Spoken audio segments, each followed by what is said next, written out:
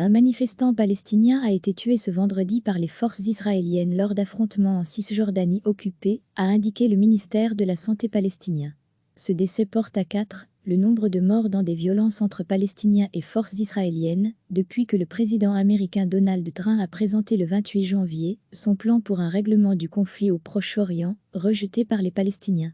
Selon le ministère de la Santé, Badr Nafla, âgé de 19 ans, est décédé après avoir été blessé par balle au cou par les forces israéliennes lors de heurts près de la ville de Tulkarem, dans le nord de la Cisjordanie occupée.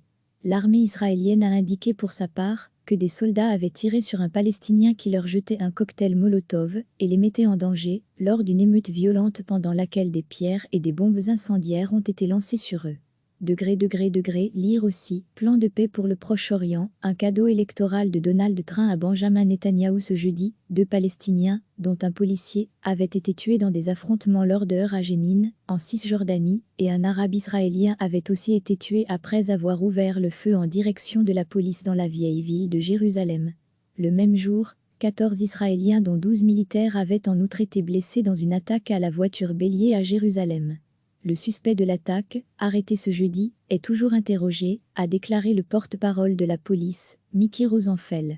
Une présence policière accrue sera maintenue à Jérusalem, a déclaré Rosenfeld. L'armée a de son côté annoncé le déploiement de troupes supplémentaires en Cisjordanie. Recevez chaque matin l'essentiel de l'actualité.